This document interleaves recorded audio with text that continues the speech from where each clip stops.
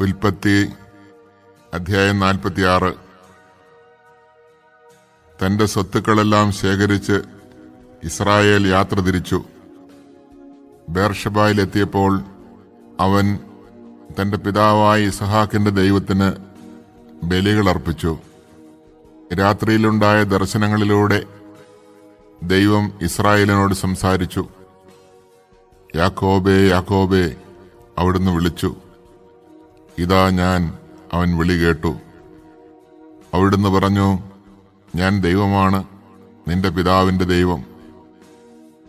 ഈജിപ്തിലേക്ക് പോകാൻ ഭയപ്പെടേണ്ട, കാരണം അവിടെ ഞാൻ നിന്നെ വലിയൊരു ജനമാക്കി വളർത്തും. ഞാൻ നിന്റെ കൂടെ ഈജിപ്തിലേക്ക് വരും, നിന്നെ തിരികെ കൊണ്ടുവരികയും ചെയ്യും. മരണസമയത്ത് ജോസഫ് നിന്നെ ശുശ്രൂഷിക്കും. യാക്കോബ് ബേർഷബായിൽ നിന്ന് യാത്രയായി. ഫറവോ കൊടുത്തയച്ചിരുന്ന രഥങ്ങളിൽ ഇസ്രായേലിന്റെ മക്കൾ പിതാവായ യാക്കോബിനെയും തങ്ങളുടെ കുഞ്ഞുങ്ങളെയും ഭാര്യമാരെയും കയറ്റിക്കൊണ്ടുപോയി. തങ്ങളുടെ കന്നുകാലികളും കാനാൻ നാട്ടിൽ തങ്ങൾക്കുണ്ടായിരുന്ന വസ്തുവകകളും അവർ കൂടെ കൊണ്ടുപോയി. യാക്കോബും സന്തതികളും ഈജിപ്തിലെത്തി പുത്രന്മാരെയും അവരുടെ പുത്രന്മാരെയും പുത്രിമാരെയും പുത്രന്മാരുടെ പുത്രിമാരെയും തന്റെ സന്തതികൾ എല്ലാവരെയും അവൻ ഈജിപ്തിലേക്ക് കൊണ്ടുപോയി. ഈജിപ്തിലേക്ക് വന്ന ഇസ്രായേലിന്റെ മക്കളുടെ പേര് വിവരം: യാക്കോബും അവന്റെ പുത്രന്മാരും.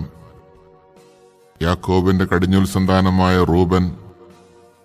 റൂബന്റെ പുത്രന്മാർ ഹനോക്ക്, പല്ലു, ഹെസ്രോൻ, കർമ്മി. ശെമയോന്റെ പുത്രന്മാർ യെമുവേൽ, യാമീൻ, ഓഹദ്, യാക്കിൻ, സോഹാർ. കാനാന്യ സ്ത്രീയിൽ അവന് ജനിച്ച സാവൂൾ. ലേവിയുടെ പുത്രന്മാർ ഗർഷോൻ, കൊഹാത്ത്, മറാറി.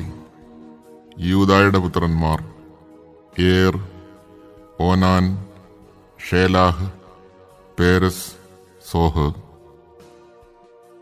ഏറും ഓനാനും കാനാൻ ദേശത്ത് വെച്ച് മരിച്ചു.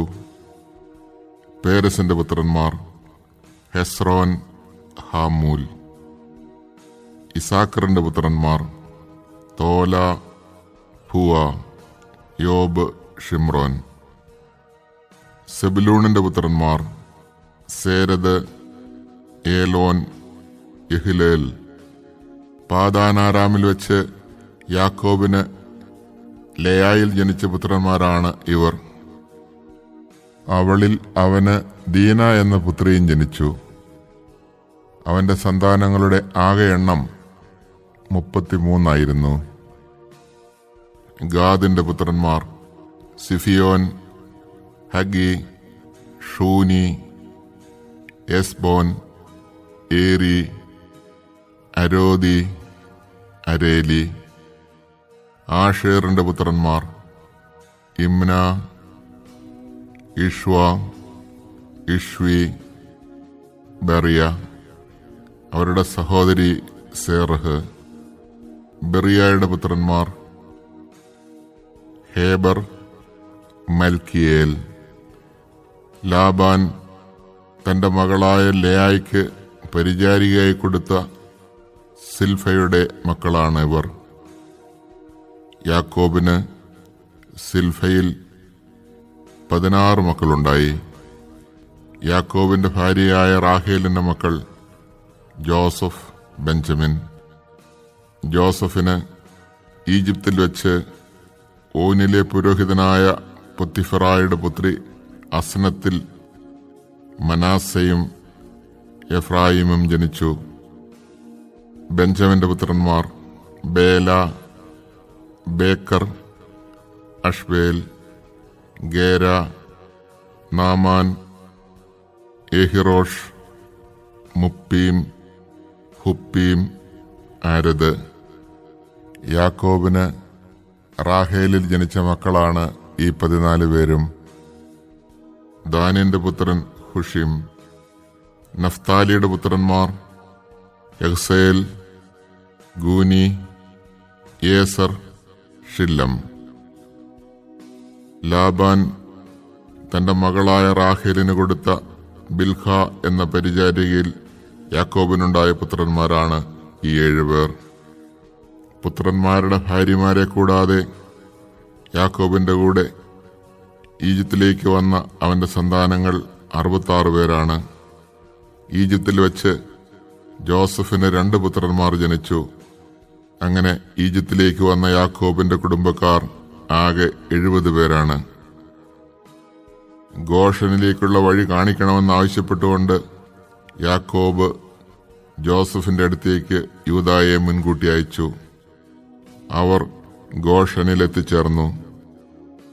ജോസഫ് തന്റെ പിതാവായ ഇസ്രായേലിനെ എതിരേൽക്കാൻ രഥമൊരുക്കി ഗോഷനിലെത്തി. അവൻ പിതാവിനെ കെട്ടിപ്പിടിച്ച് ദീർഘനേരം കരഞ്ഞു. ഇസ്രായേൽ ജോസഫിനോട് പറഞ്ഞു, ഇനി ഞാൻ മരിച്ചുകൊള്ളട്ടെ, എന്തെന്നാൽ ഞാൻ നിന്റെ മുഖം കാണുകയും നീ ജീവനോടെ ഇരിക്കുന്നുവെന്ന് അറിയുകയും ചെയ്തിരിക്കുന്നു. ജോസഫ് തന്റെ സഹോദരന്മാരോടും പിതൃകുടുംബത്തോടുമായി പറഞ്ഞു, ഞാൻ പോയി ഫറവോയോട് പറയട്ടെ, കാനാൻ ദേശത്തായിരുന്ന എന്റെ സഹോദരന്മാരും പിതൃകുടുംബം മുഴുവനും എന്റെ അടുത്ത് എത്തിച്ചേർന്നിരിക്കുന്നു. ഇവർ ഇടയന്മാരാണ്, കാലിമേയ്ക്കലാണ് ഇവരുടെ തൊഴിൽ.